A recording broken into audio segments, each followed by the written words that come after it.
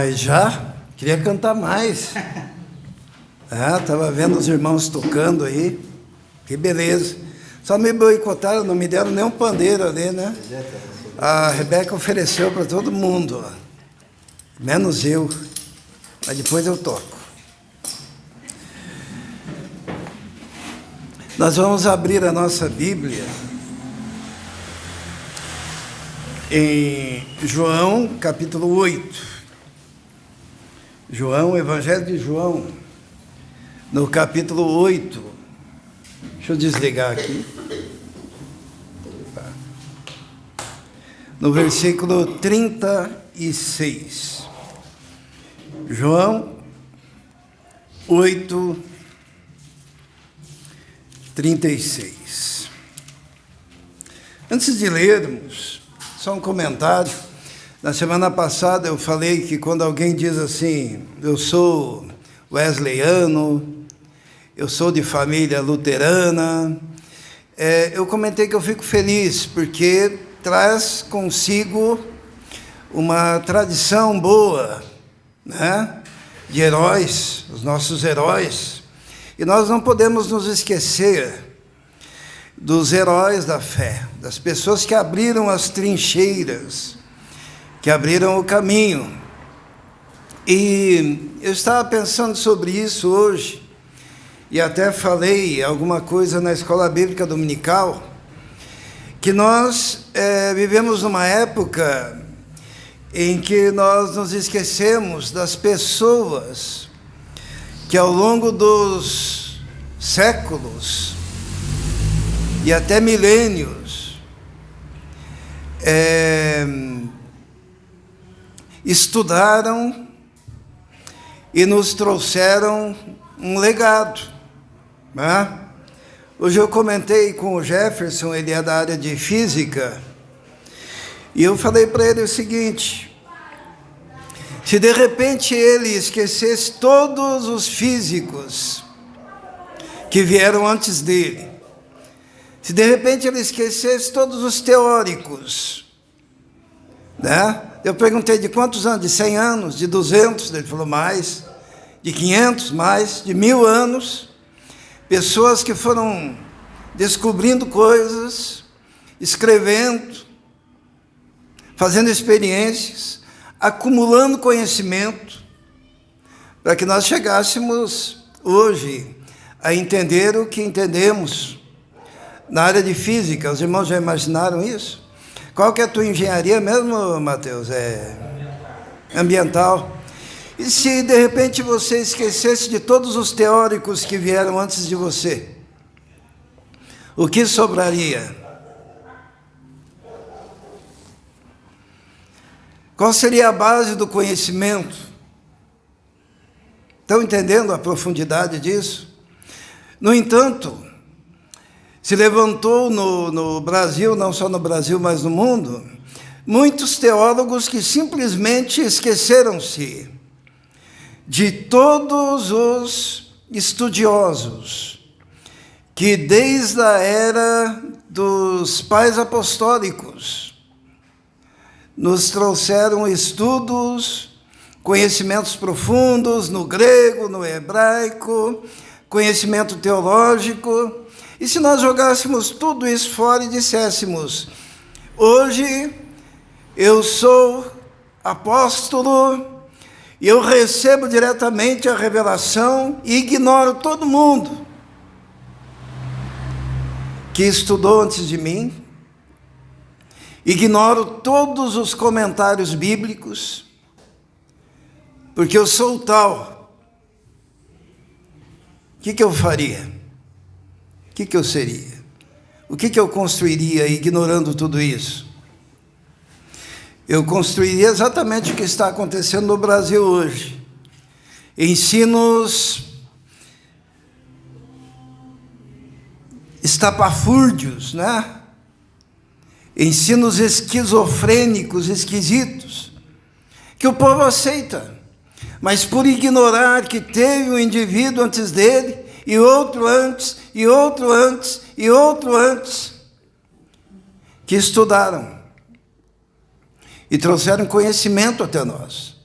Por que nós temos um sistema doutrinário? Por que nós temos teologia sistemática? Por que nós estudamos eclesiologia? Por que nós estudamos teologia paulina, teologia joanina? Por que o indivíduo que está no seminário tem que ir lá no grego, tem que ir no hebraico, tem que conhecer os livros de referência? Para nós não fazermos besteira. Nós temos aqui um estudante, né, o Guigo. E aí, Guigo, se você simplesmente jogar no lixo todos os teóricos que vieram antes de você, não sei nada aí. Fale mais alto, isso é importante. Não sei nada aí. Não tem nada. Agora eu abro uma igreja, eu abro uma comunidade e eu digo, agora o nosso método é esse, né? Nosso jeito é esse, a nossa teologia é essa. Santo Agostinho, estou nem aí para ele. Diga outros teóricos, filho. Da patrística, né? Irineu, Clemente, os métodos de interpretação bíblica, né? Existem os métodos chamados alegóricos, os métodos históricos textuais, para você ler a Bíblia e saber. Existe uma coisa chamada exegética bíblica, onde você vai nos originais. Existe uma enormidade de traduções, e você tem que ter conhecimento teórico para você saber se aquela tradução não é apenas uma tradução, como é que a gente chama disso? Metafórica, né? Se é algo confiável de fato. Então, irmãos, quando nós insistimos, então, eu estou falando isso, irmãos, que às vezes o pessoal pensa assim, mas por que uma igreja tradicional? Por que a gente não rodopia, né? Por que será? Por que será que a gente não aceita confissão positiva, quebra de maldições hereditárias, né? Por que será? Por que será que a gente não faz encontro com Deus? Por que será que a gente não aceita aquela conversa de igreja com propósito? Por que será? Porque nós estamos olhando historicamente para Cristo. E para gente séria, que há 2000 anos escrevem dizendo o que é a igreja. 2000 anos. Aí, de repente, surge um indivíduo aí, eu sou apóstolo, e tudo aquilo que foi dito até aqui é besteira, e eu tenho a minha visão. Pessoa Guilherme, hein? A gente vai ter orgulho dele, né? Ele dizia assim, olha, eu estudei aqueles caras lá, é tudo besteira. A partir de agora eu vou fazer a minha própria linha na área de engenharia elétrica, é isso? Computação. Aqueles caras lá... É por isso que eu admiro quem diz assim, ó, eu sou da linhagem dos luteranos. Ele está dizendo assim, ó, a minha âncora está jogada lá num cara que deu a vida pelo só Escritura. Entende? Ou vamos lá para os presbiterianos, né? Eu sou calvinista. A minha âncora está jogada historicamente em gente que escreveu 5 volumes das Institutas. cada volume assim, as Institutas de Calvino. E daí, de repente, pega as Institutas de Calvino, os seus escritos, e joga no lixo, porque hoje eu sou apóstolo. Ou pensando nos puritanos, né? Que foram mortos, foram perseguidos por causa da palavra, ficaram presos. 300 pastores na fogueira, na época de Mary, a sanguinária, a rainha. Só que eu hoje, que não passei por nada disso, eu sei muito mais do que todos eles.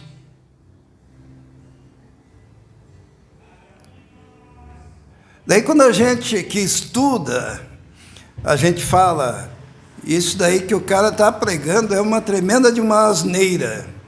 Daí o pessoal diz, mas por que você está falando isso? Amor, amor, amor, amor. É amor sim, mas não burrice, não imbecilidade, não aceitação de qualquer lixo no lugar da doutrina bíblica. E vivemos numa sociedade que está aceitando. Entre os evangélicos, é para vergonha nossa. Evangélicos da terra plana, analfabetos, não sabe ler um texto, não sabe contextualizar um texto, não sabe ver texto dentro do contexto. Então é muito importante, irmãos, nós respeitarmos sempre a nossa história. Amém? Nós vamos abrir então em João 8,36, entrando na nossa mensagem de hoje, que diz assim, 8,36. Portanto, se o Filho vos libertar, vocês de fato serão livres. Portanto, se o Filho vos libertar, vocês de fato serão livres. Vamos orar. Santo e eterno Deus, dependemos, ó Deus, neste momento, do Teu Espírito Santo, aquele que o Senhor prometeu, que nos ensinaria a respeito de todas as coisas, que iluminaria o nosso coração e a nossa mente, aquele de quem dependemos, para que possamos falar, de fato, da Tua revelação, aquele que cada um depende para poder ouvir, Senhor, a Sua voz. Pedimos então, neste momento, que o Teu Espírito fale através do mensageiro e também toque no coração de quem ouve a mensagem, para que possamos entender somente qual é a Tua vontade e o Teu propósito. Em nome de Jesus. Amém. Se o Filho vos libertar, sereis livres. Esses dias nós falamos que se nós clamarmos ao Senhor em qualquer situação, Ele nos ouve. Jonas foi livre aonde? Onde que ele estava quando ele clamou? No ventre do peixe. Diz que lá na barriga do peixe, lá sendo atacado pelo suco gástrico, enrolado em algas. Provavelmente aquele peixe nem queria comer o Jonas, ele queria comer as algas, mas o Jonas estava no meio das algas e foi lá para dentro. É interessante que o Jonas ele queria morrer, né? Não é verdade? Ele falou para os marujos, joguem-me no mar. Ele pensou que a morte seria rápida. Mas como Deus é bondoso e amoroso, e Ele não faz somente o que a gente quer, ele cai em alto mar, e ele pensa que vai morrer, e Deus diz, engole esse cara aí. Daí quando ele é engolido por aquele peixe, que ele está naquela situação terrível, ele pensa, vou morrer rápido, daqui a pouco tudo acaba. Mas Deus o mantém ali. Quanto tempo? 3 dias na barriga do peixe. Deus insiste com a gente, né? E ele não morre, ele está lá. Até que chega num dado momento, ele lembra que Deus o havia chamado. E ele percebe que não se foge de Deus. E lá do vento peixe, lá nas portas da morte, ele clama. E o Senhor o liberta, o peixe o vomita, e ele tem que fazer e cumprir a missão. Às vezes nós estamos aprisionados em circunstâncias referentes à nossa própria teimosia, como foi o caso de Jonas. O caso de Manassés, estava lá na cadeia, naquela prisão, naquela jaula, sendo levado para a Síria, e ele era um homem mau, corrupto, e ele clamou e Deus o liberta das cadeias, e ele volta e reina ainda em Jerusalém. Lembram-se de Pedro? Pedro foi interessante, ele estava preso, Deus manda o anjo, lembram disso? E quando ele se levanta para sair, as portas, os portões vão se abrindo para ele, como se ele estivesse entrando num shopping com portas automatizadas, né? E Deus o livra. Por quê? Porque é do prazer e da graça de Deus nos libertar.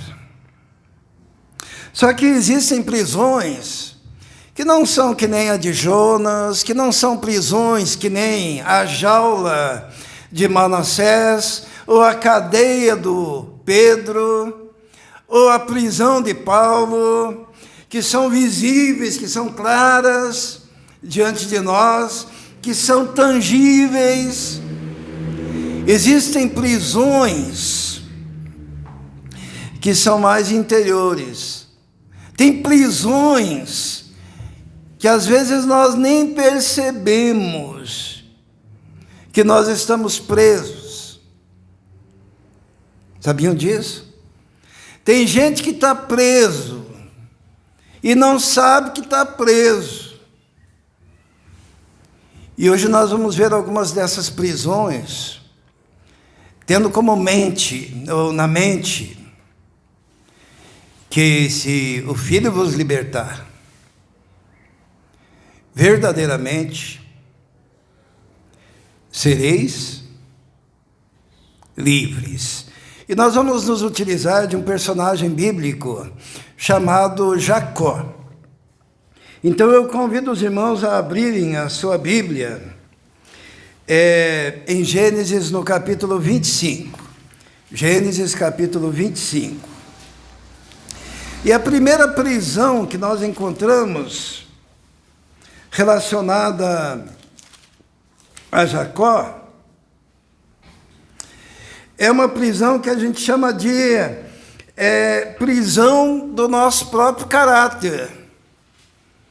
Existem pessoas que estão aprisionadas ao seu caráter, porque o seu caráter vai definir as suas decisões, o seu caráter vai definir os seus caminhos.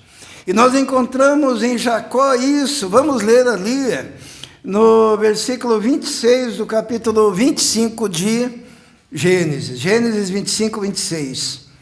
Porque fala que ele era gêmeo, e diz assim, no versículo 26, depois saiu seu irmão com a mão agarrada no calcanhar de Esaú, pelo que lhe deram o nome de Jacó. E Jacó significa traiçoeiro. Jacó significa aquele que se agarra no calcanhar do outro para tentar passar na frente. E quando ele nasceu, ele já nasceu desse jeito. Por isso disseram, o nome desse cara é Jacó.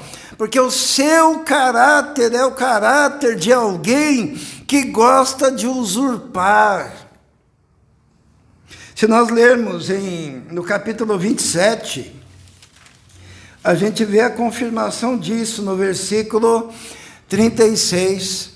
Quando Jacó toma a bênção do seu irmão, o seu irmão Esaú diz assim, em Gênesis, no capítulo 27, versículo 36, e disse Esaú, não é com razão que o seu nome é Jacó?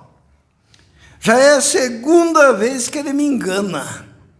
Primeiro tomou meu direito de filho mais velho, e agora recebeu minha bênção. Então perguntou ao pai, o senhor não reservou nenhuma bênção para mim? Jacó, todos conhecem a história, enganou o seu irmão, ou melhor, negociou com o seu irmão, e por um prato de lentilha comprou o direito da primogenitura do irmão, porque o mais velho era Esaú. Hoje em dia era para a gente dizer assim, ó Deus de Abraão, de Isaac e de Esaú. Esaú era mais velho. Mas ele trocou, ele não valorizou a bênção, trocou com Jacó.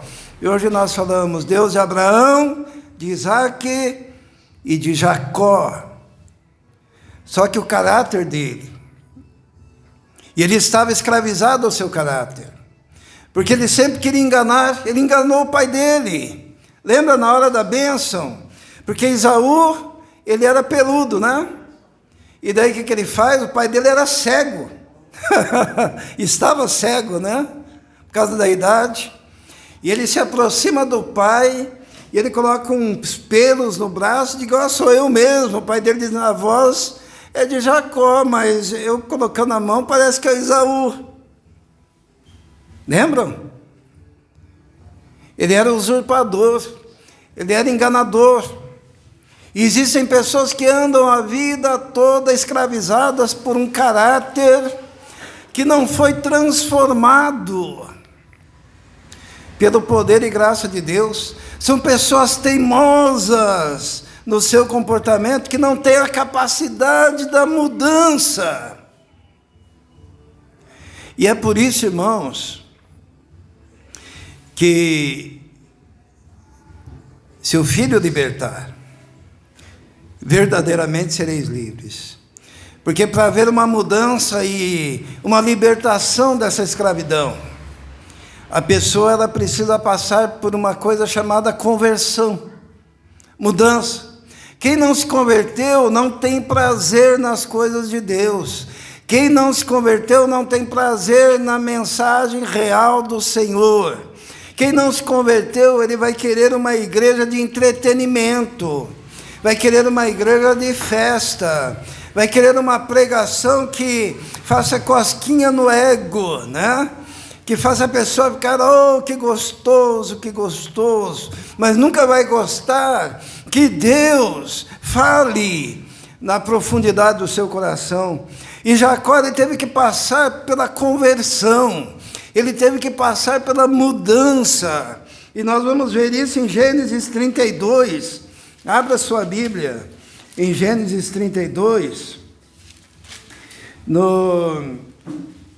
vamos ler ali no versículo 22, Gênesis, vamos olhando na Bíblia, Gênesis 32, 22 diz assim, naquela noite Jacó levantou-se, tomou suas 2 mulheres, suas 2 servas, seus 11 filhos, para atravessar o lugar de passagem do Jaboque.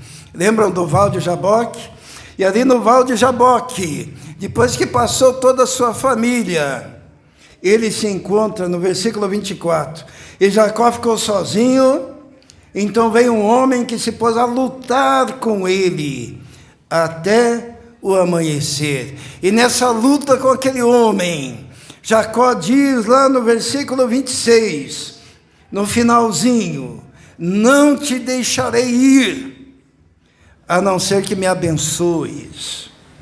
O homem, versículo 27, o homem lhe perguntou, qual é o seu nome? Jacó. Usurpador, enganador, aquele que agarra no calcanhar do outro para derrubá-lo.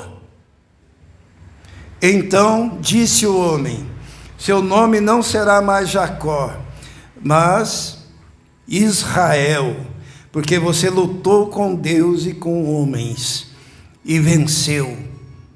Foi necessário mudança de caráter, porque a mudança do nome denotava a mudança de caráter. E o usurpador, o enganador, o enrolador, ele teve que se transformar em Israel, príncipe de Deus. Teve que haver um encontro dele no Val de Jaboque, um encontro que transformasse a sua vida. E nesse encontro, seu nome foi mudado, seu caráter foi mudado. Ele passou a ser direcionado então para cumprir o propósito de Deus. Você talvez pode ser escravo do seu caráter anterior ao encontro com Jesus. Você pode viver uma vida enganando e sendo enganado, porque a Bíblia diz que o homem sem Cristo, ele anda assim, ele anda enganando e sendo enganado, enganando a si mesmo. Jacó era um cara que ele queria sucesso a todo custo. Ele não se conformava de ter sido o segundo que nasceu, ele queria ser o primeiro. E ele correu atrás. Deus, no seu propósito, honrou aquele contrato que ele fez com o seu irmão.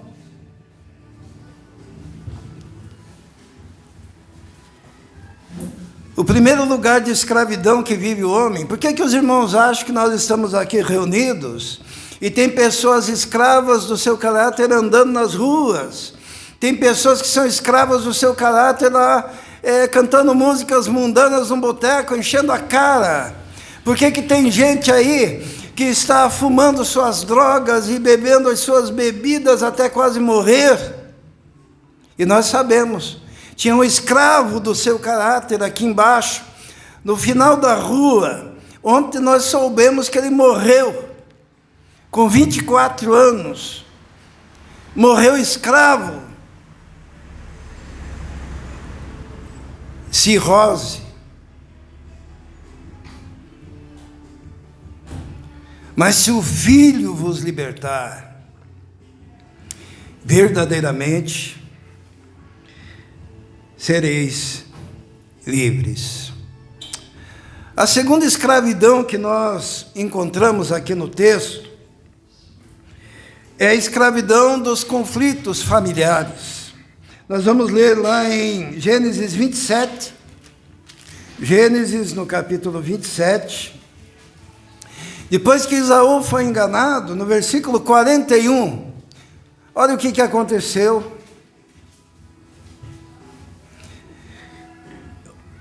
Aconteceu uma prisão, e essa prisão estava relacionada aos conflitos familiares. Diz assim, versículo 41, Esaú guardou rancor contra Jacó, por causa da bênção que seu pai lhe dera, e disse a si mesmo: os dias do luto pela morte de meu pai estão próximos, então matarei meu irmão Jacó.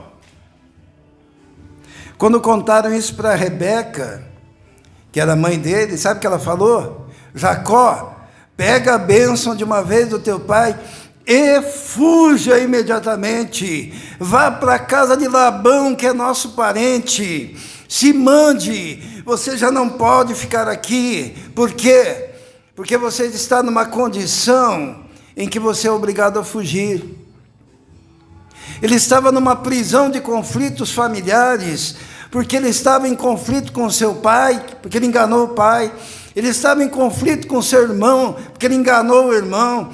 Ele estava em conflito com a sua família, e ele não podia conviver com a família, e ele teve que fugir e se esconder lá na casa de um parente, porque não resolveu a sua prisão familiar. Porque quando você está com conflitos familiares, você também está numa prisão, porque você não é livre. Jacó não era livre para ficar dentro da sua própria casa, com seu pai, com a sua mãe, com seu irmão. Ele teve que fugir. E tem gente que vive fugindo. E quanto tempo Jacó teve que fugir, até que no momento ele tem que encarar a realidade e encontrar-se com seu irmão. Tem gente que vai passar a vida inteira escravo, a vida inteira fugindo, a vida inteira preso. Por quê? Porque está preso, porque não pode olhar nos olhos do seu irmão. Está preso porque não pode conviver com o seu irmão. Está preso porque tem que viver fugindo de cidade em cidade, porque não pode conviver na mesma casa, não pode conviver na mesma família. Porque se avolumam rancores, se avolumam dores, angústias, ódio. Mas se o Filho vos libertar, verdadeiramente sereis livres. Jacó ele só se libertou dessa situação. Vamos ver lá em Gênesis 33, no versículo 1, diz assim, Gênesis 33, 1: Quando Jacó olhou e viu que Esaú estava se aproximando com 400 homens, dividiu as crianças entre Lia, Raquel e 2 servas, colocou as servas e seus filhos na frente, Lia e seus filhos depois, Raquel com José por último. Ele mesmo passou à frente, e ao aproximar-se do seu irmão, curvou-se até o chão 7 vezes. Mas Esaú correu ao encontro de Jacó e abraçou-se ao seu pescoço e o beijou, e eles choraram. Essa escravidão dos conflitos familiares, no caso de Jacó, dependeu de ajoelhar-se diante do irmão quantas vezes? 7 vezes, né? 7 vezes. Porque ele achava, o meu irmão veio para me matar, veio com 400 homens, vai matar a minha família, vai me destruir. O que eu faço? Ele divide, ele faz uma estratégia. Ele se aproxima do seu irmão, ele se humilha diante do seu irmão, e se humilha uma vez, e se humilha 2 vezes, e 3 vezes, e 4 vezes, 7 vezes. Se levanta, e o seu irmão tocado o abraça. E os 2 choram. E uma cadeia, uma prisão, cai por terra. Porque dura coisa é você passar a vida inteira aprisionado num conflito familiar. Se o Filho vos libertar, verdadeiramente sereis livres. Precisa ter uma tomada de posição.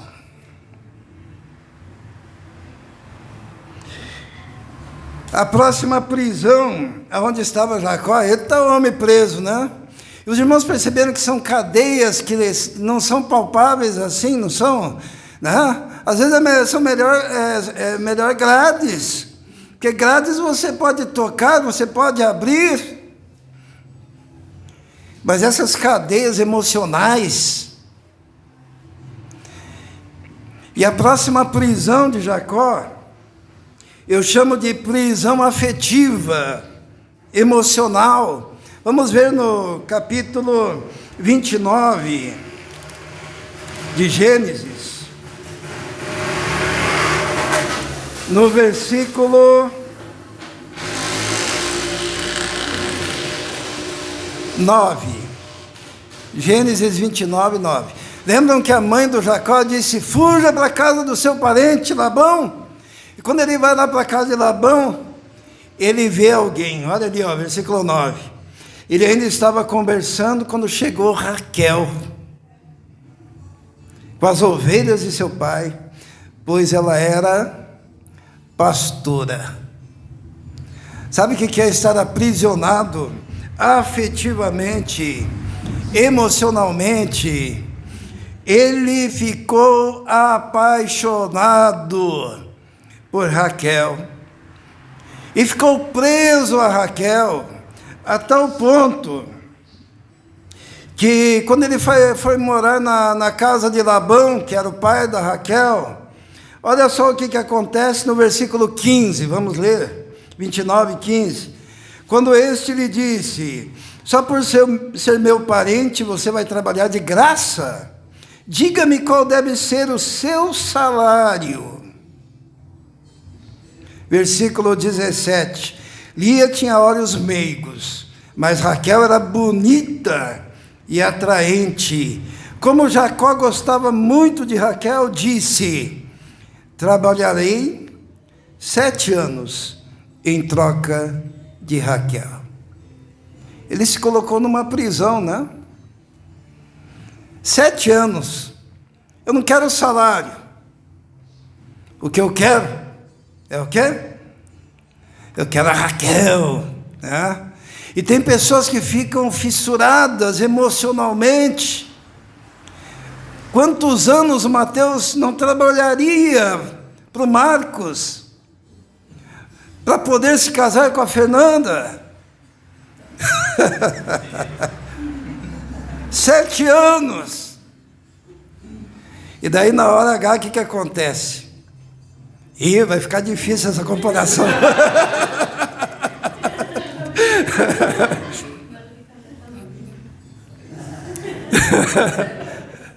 Na hora H, o Labão diz: olha, aqui o costume na nossa região é que a filha mais nova casa por último. Então ele deu Lia para Jacó e disse: mas se você quiser Raquel mesmo, mais 7 anos.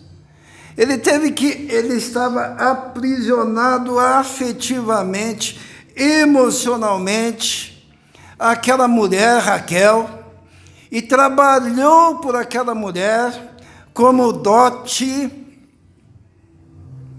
por 14 anos. Ainda bem que deu certo.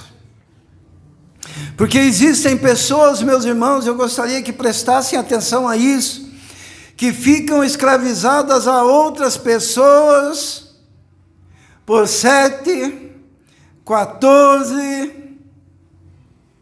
21, 28, a vida toda. Escravizadas emocionalmente, escravizadas afetivamente, se relacionando, muitas vezes numa situação de falência na comunhão, na insistência e na teimosia ao erro.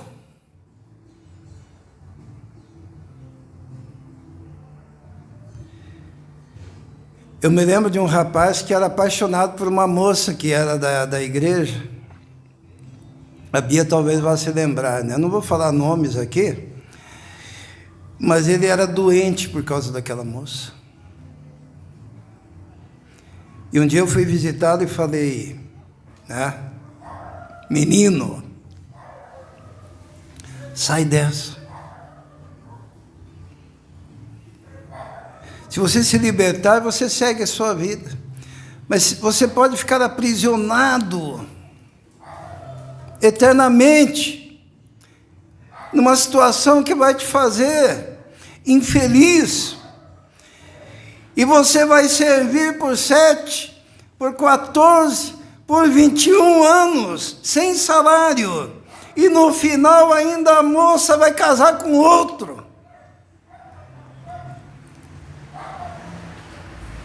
A importância, irmãos, de permitir que Jesus seja o Senhor da sua vida afetiva, da sua vida emocional, que você possa dizer: Senhor, não é a minha vontade, não é o meu desejo, mas é a tua vontade, teu desejo. Eu, como pastor, uma vez aconselhei uma senhora na igreja, ninguém vai se escandalizar aqui. Aquela irmã chegava a todo culto de quarta-feira com o olho roxo. Ao longo dos anos. E ela falava: pastor, ou melhor, eu era seminarista na época, né? Eles me chamavam: irmão Ismael, ore pelo meu marido. E nós orávamos, evidentemente. Só que ele tinha 6 filhas. Eles tinham 6 filhas. E as filhas também eram agredidas. As filhas eram proibidas de fazer educação física, porque tinha que usar aquela, como é que é o nome daquela calça apertada? Leg, né? E ele proibia. Minhas filhas não vão usar isso daí. E a mulher apanhando, escravizada, presa, emocional e afetivamente. Um dia eu falei para ela: irmã, larga esse traste de uma vez. Larga. Você não foi feita para apanhar.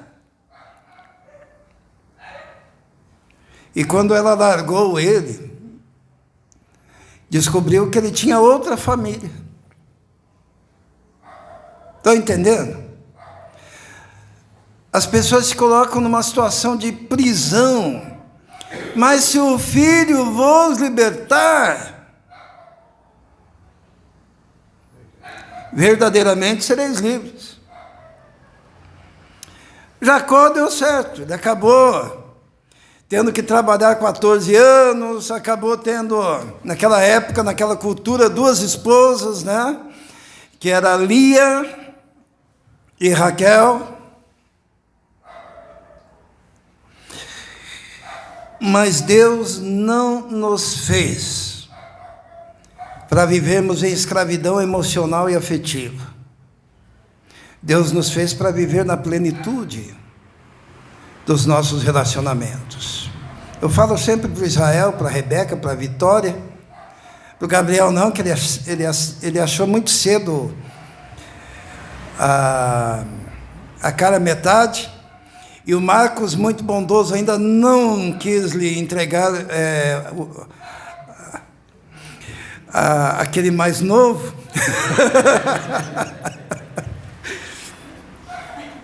Brincadeira. Mas tem um ditado que diz: antes só do que mal acompanhado. E hoje um pastor falou para Israel: Israel, se Deus lhe der uma esposa, é bênção, Israel. Mas olha, se não for se não for aquela que o Senhor dá, ele nem falou nada, né? Ele só fez assim. É sofrimento. E Deus não nos colocou para vivermos debaixo da escravidão do sofrimento. Porque se o Filho vos libertar, verdadeiramente sereis livres. E a próxima escravidão de Jacó, os irmãos percebem que o trabalho na vida de Jacó foi difícil, né? Ele era escravo, Jacó era escravo, estava preso numa cadeia invisível, que não era palpável. E essa cadeia agora era uma prisão existencial, construída pela sua própria história. Nós vamos ler Gênesis 29, no versículo 15. Olha o que diz ali, Gênesis 29, 15. Quando este lhe disse, só por ser meu parente você vai trabalhar de graça, diga-me qual deve ser o seu salário. Primeiro ele falou que queria trabalhar 7 anos por Raquel. Depois ele trabalhou mais 7 anos, porque na hora de entregar a Raquel foi a Lia, certo? Mas nós vamos ler um versículo no capítulo 31, versículo 6. O que diz ali? Vamos ver? 31, versículo 6. Jacó falando. Vocês sabem que trabalhei para o seu pai com muito empenho, mas ele tem me feito de tolo, mudando o meu salário 10 vezes. Ele estava vivendo lá com o sogro, e o sogro enganando ele, e reduzia o salário dele, e mudava o salário dele, e ia logrando ele, e o sogro cada vez mais rico, e ele cada vez mais dependente do sogro, e ele estava naquela prisão. Por quê? Porque ele envolveu-se numa história da qual ele não conseguia se desvencilhar. Mas um dia ele criou coragem. Nós vamos ler no capítulo 30, versículo 25. Vamos ler? Diz assim, 30, 25. Depois que Raquel deu à luz a José, Jacó disse a Labão, deixe-me voltar para a minha terra natal, dê-me as minhas mulheres, pelas quais servi, e os meus filhos, e partirei. Você bem sabe quanto trabalhei para você. Mas Labão lhe disse, se mereço sua consideração, peço-te que fique. Depois no versículo 28, e acrescentou, diga o seu salário e eu lhe pagarei. Sabe, o cara muda o salário dele 10 vezes.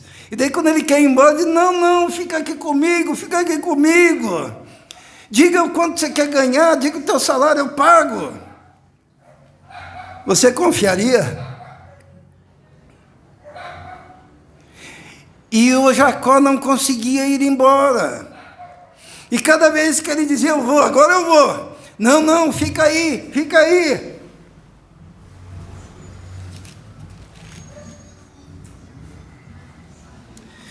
É interessante isso, irmãos, por um motivo.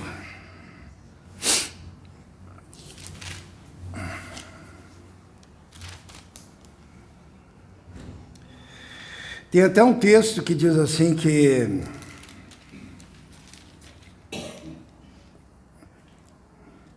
vamos ler lá no versículo 26, quando finalmente Jacó resolveu ir embora, depois eu já vou contar a história, versículo 26, do capítulo 31, o Labão perguntou para Jacó, o que você fez? Ele estava indo embora. Não só me enganou, como também raptou as minhas filhas. Vocês entenderam? Eles consideravam dono de tudo. Ele tinha trabalhado 14 anos, estava casado, tinha filhos. Ele disse, você está raptando as minhas filhas? Fazendo como se elas fossem prisioneiras de guerra. Eu gostaria, irmãos, que nós entendêssemos que às vezes nós nos submetemos, por causa da nossa história, a locais de escravidão. Jacó estava escravo e não sabia. Ele estava preso e não sabia. Ele estava numa cadeia e não sabia. E para que essas coisas sejam resolvidas, muitas vezes só a intervenção divina. Tem um texto na Bíblia muito interessante, que quando Jacó ele quer ir embora, e o Labão não quer deixar ele ir, Deus Jacó faz uma proposta, diz assim, separe aí as ovelhas, as malhadas das brancas, e daí toda cria que for malhada será o meu salário. Daí o Labão separou as malhadas e deixou lá as brancas. Labão deve ter pensado, esse cara aí enganou tanta gente, agora está enganando a si mesmo, porque qual a possibilidade das ovelhas brancas darem crias malhadas? É uma questão genética, muito difícil. Só que ali houve um milagre. E as ovelhas começaram a nascer malhadas, só malhadas e malhadas. As fracas eram brancas, as fortes eram malhadas. Isso é um milagre genético, não tem nada a ver com Paul Yang-cho, tá? Alguém que tenha lido A Quarta Dimensão, não tem nada a ver com essa história. Deus fez um milagre para libertar aquele homem, porque existem situações de libertação que dependem do poder de Deus, e Deus mover, inclusive o que ele fez ali, que moveu a genética daquelas ovelhas. E Jacó ficou rico, rico, rico, e Labão não queria que ele fosse embora. De um dia que Labão saiu para longe, ele pegou as suas mulheres, pegou seus filhos, pegou os seus servos e se mandou. E Labão com o seu exército foi atrás dele. Não queria que ele fosse livre.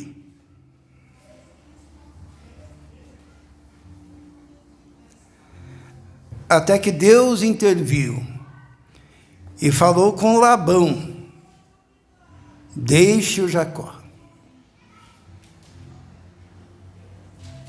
Sabe por que Deus intervém? Porque Deus nos quer livres. Se o Filho vos libertar, verdadeiramente sereis livres. Agora, eu concluo dizendo que o início da libertação de Jacó aconteceu no dia em que ele estava no Val de Jaboque. E ao atravessar o Val de Jaboque, ele teve um encontro com um homem. E depois nós descobrimos que, na verdade, ele teve um encontro com Deus. Muitos creem que esse homem que apareceu ali no Val de Jaboque era o único mediador entre Deus e os homens. E naquele encontro, aquele homem lhe disse: você não é mais Jacó, você é Israel. Você precisa ser transformado. E foi a partir da transformação que todas as prisões na vida de Jacó foram abertas. Porque se o Filho vos libertar, verdadeiramente sereis livres. Feche seus olhos agora, abaixe a sua cabeça. Talvez você esteja numa situação de escravidão, de aprisionamento, de prisão, né? E Jesus está aqui para dizer: olha, se eu vos libertar, verdadeiramente sereis livres. Prisões emocionais, afetivas, prisões de conflitos familiares não resolvidos, prisões da sua história, aquela prisão existencial, você está preso, você não consegue sair sozinho daquela situação, sendo logrado, sendo enganado, sendo traído, sendo pisado, humilhado, mas não consegue sair. Se o Filho vos libertar, verdadeiramente sereis livres. Coloque diante do Senhor a sua prisão nesse momento, seja qual for, e nós vamos orar por você. Vamos orar.